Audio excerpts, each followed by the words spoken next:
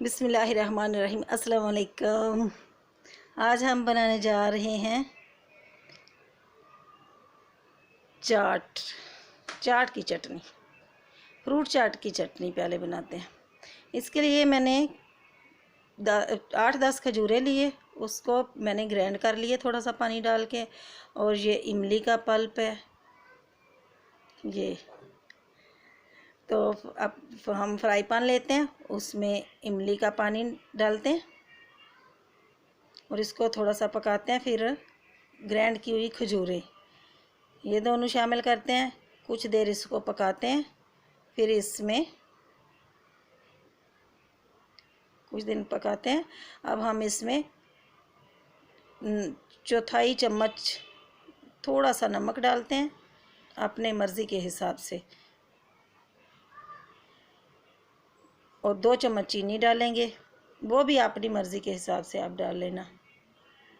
चीनी शामिल करेंगे। उसके बाद थोड़ी सी लाल मिर्ची शामिल करेंगे। लाल मिर्ची पिसी हुई मेरे पास नहीं थी तो मैंने कुटी हुई मिर्ची ली है, वो शामिल करेंगे। और थोड़ा सा गरम मसाला शामिल करेंगे, थोड़ा सा, और काला नमक। जो मैंने नमक डाला है उसमें आप काला नमक यूज़ कर लें, उससे ज़्यादा अच्छा टेस्ट आएगा आपका। ये बस थोड़ा सा पकाते हैं, फिर इसको हम निकाल लेते हैं और ठंडी होने के लिए रख देते हैं। ये देखें पक चुकी है, बहुत ही मज़ेदार चटनी हमारी पक गई है। अब हम इसको ठंडा होने के लिए रख देते हैं। जब तक ये ठंडी होती है, जब तक हम फ्रूट काट लेते हैं।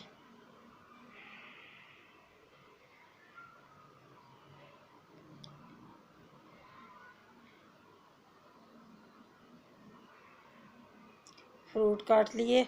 अब हम बाउल लेंगे, उसमें पहले सेब, ये मेरे पास खरबूजा था 1 कप, वो शामिल करते हैं। और ये पपीता था, वो शामिल करते हैं। फ्रूट आप अपनी मर्ज़ी के हिसाब से जो भी आपको पसंद है वो डाल लें। ये केला शामिल करते हैं। अब हम इसमें सेब शामिल करेंगे, 1-1 कप सब चीज़ें, छोटा कप।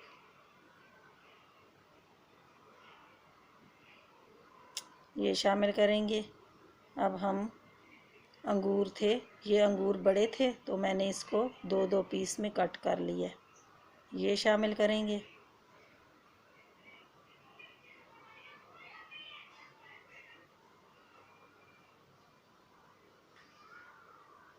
अब हम, मेरे पास खजूरें थी, खजूरें शामिल करेंगे।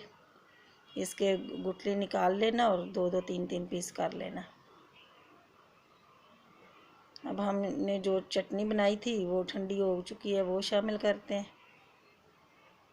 चटनी जब ठंडी हो जाती है तो गाढ़ी हो जाती है, आप भले अपनी मर्ज़ी के हिसाब से थोड़ी पतली रख लेना। ये शामिल करते हैं। अब हम इसको मिक्स करते हैं। इससे तो मिक्स नहीं हो रही, बड़ा चमचा लेती हूँ।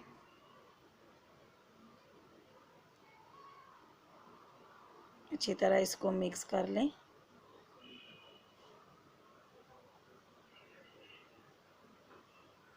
बहुत ही मज़ेदार फ्रूट चाट हमारी तैयार है। अल्लाह ताला आपको अपनी हिफ्ज़-ओ-मान में रखे, खुश रहें। अल्लाह हाफिज़।